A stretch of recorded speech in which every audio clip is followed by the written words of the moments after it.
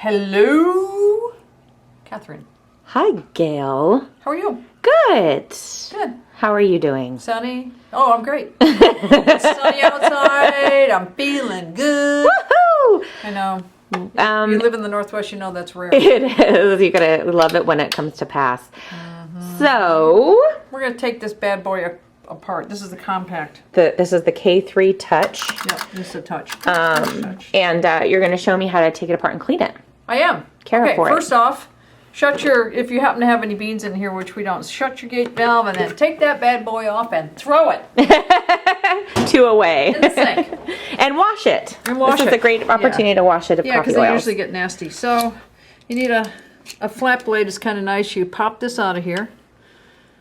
And what this is there's a screw down in there that prevents this adjustment ring from going. It only goes so far. Oh, okay. It's the stop. There it stops there. And it goes around and stops in the same spot. It gives you just one rotation. Okay. So what that does is that keeps you in the espresso range. But to take it apart, we need to take that screw out of there. So we're going to take that out, back it off. You can leave it in there. And then you're going to turn this clockwise until it comes out all the way. Firm. It will get easier as you go along. Some people think that this is a stop for this. It is not. You see this little pin here? See that pin? Mm-hmm. That corresponds with a spot in the bean hopper to keep your bean hopper in. So if you screw that in, it's going to keep your bean hopper in there. Oh, so that's not your adjustment. Your adjustment is that collar, right? That's right. It's the collar itself. You just turn the collar. And then the burrs go up or down. And you can see that this down here is getting much broader. That means your top burr is coming out. Now, I haven't had this one apart, and this one's been in the showroom for a while, so. I hope it's going to give you some... A challenge? Yeah. Is that what you're looking for? Yeah. Make life hard on me? No. I just would hate for us to open it up and it's all squeaky clean when we're trying to show how to clean It it. might be squeaky clean. I don't know. Shoot. Oh, man. This one's hard the whole way. So... There we go. One thing that you didn't show, because this one, we haven't used it in a bit, Oh, there we go. is so if you had a grinder that was, you were using, etc., you might want to vacuum it out. Absolutely. If there's beans down in there. Yeah, you and take that a kind of shop stuff. vac and in fact, I'm going to get the shop vac and we're going to even suck this one out. So if you want to pause for a second. Okay. Before you take this out, you could vacuum down there. We didn't happen to have any beans, but we're going to show you. Okay.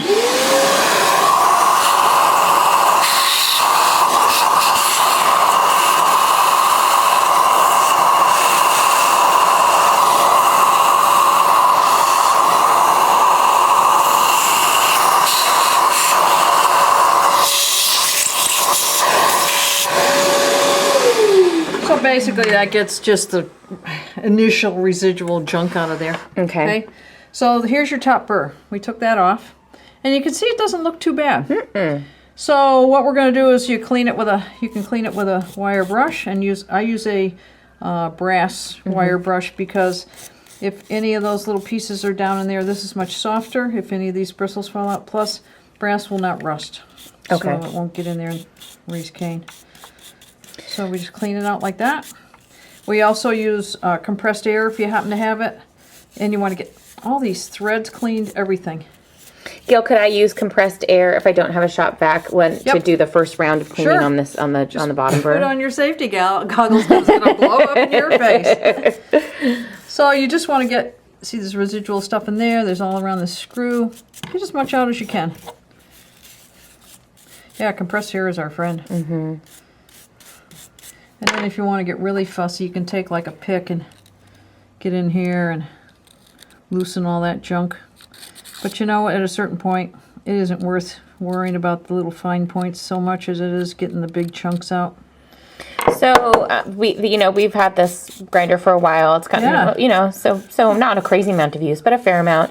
When would I need to change my burrs on this guy? Well, I can see on this one there is a little bit of wear on it. So you run your hand backwards, and And if they start to feel dull, which these are starting to feel a little bit dull. Okay. And then the other thing you'll know, I don't know if you're going to pick it up in the camera, but there are some shiny spots here. Can you see those? Maybe you could do the light, or, yeah. Can't see them super well. They're little nicks. Okay. And when you see shiny spots, sharp surfaces are very sharp. They don't have any flat surfaces to reflect the light. That's reflecting light. That means you got a little bit of a nick there. Okay. Not bad. I wouldn't worry about it just yet, but yeah, you know. If you start to see some inconsistency, I guess, in your grind. Exactly. Then, This is only probably a quarter gone. Okay. And the same thing on this one down here. These are going to correspond. Whatever nicked to this one is going to nick that one. So you would do the same thing down in here where this is the shoe over in here. Kind of dislodge anything that's in there. And look, it's going to come out the other end. It's going to come out your chute eventually. Down in here, dislodge whatever you can. How often should I take these guys apart and do this, Gail? If you're using an oily bean, I would take this thing apart probably every couple of months or so. A non-oily bean every 6 months or so. And again, make sure you get the stuff out of the threads in here. Okay. Out of these grooves. Well, we're in here. These paddles right here. The ground coffee exits the burrs and goes to these paddles. These paddles make the coffee go around and go to the chute and down and dispense to you to fulfill your caffeine habit. Right? So yeah, and the other thing that we recommend is if you're using an oily bean every couple of weeks, put a product called Grinds. It's a wheat-based byproduct, like a little pellet. Throw those down there. Phenomenal stuff. It works really good. If you're not using an oily bean, something that's a little drier, probably every month and a half or so. Okay. I'm going to just suck that up.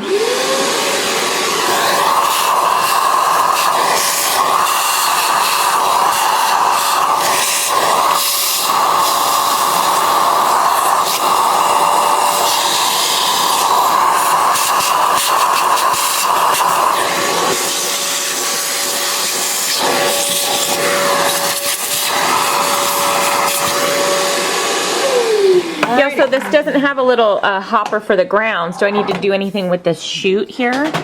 Well, you know what I did before we ever filmed? I was looking at it and I went like this. You cleaned it out. I cleaned it out. It had a little residual and I wiped over it. You know, I just generally wipe the thing down.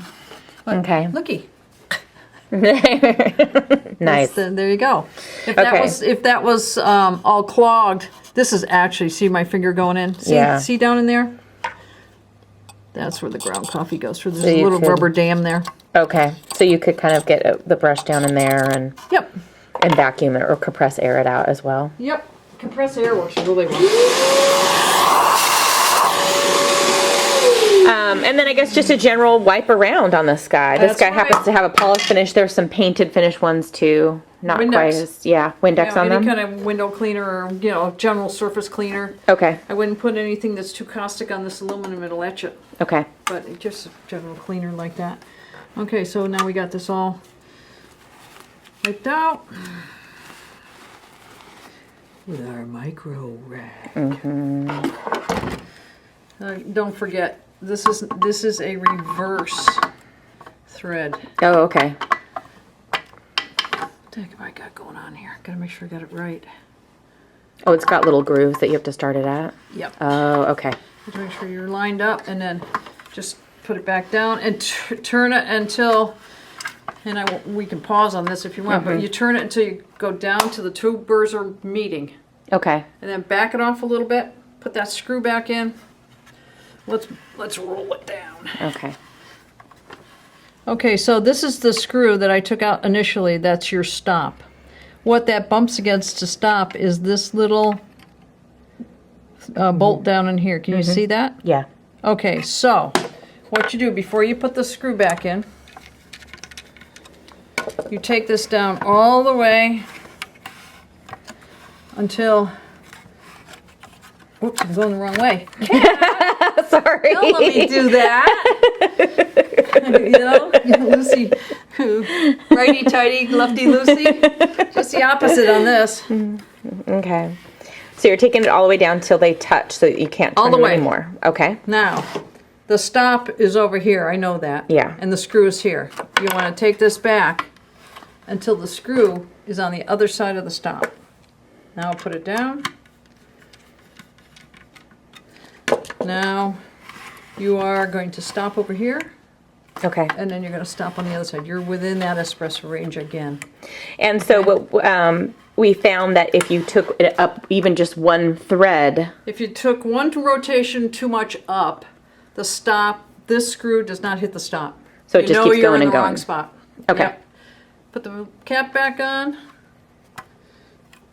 Put your bean hopper back on. Put your tray back in, and you're good. You're ready to rock. Plug her in and put some beans in it, and you're ready to go. Cool. All right. So that's cleaning the... If you found your burrs, we didn't talk about this, but if you found that your burrs really are in tough shape, they're replaceable. They each have a couple of screws in them. Take the screws out, put them back in. Easy peasy. Easy peasy. Only cost you a couple of bucks. Cool. All right. So that's cleaning the Compak K3 Touch. That's it. Thank you very much, Gail. You're welcome.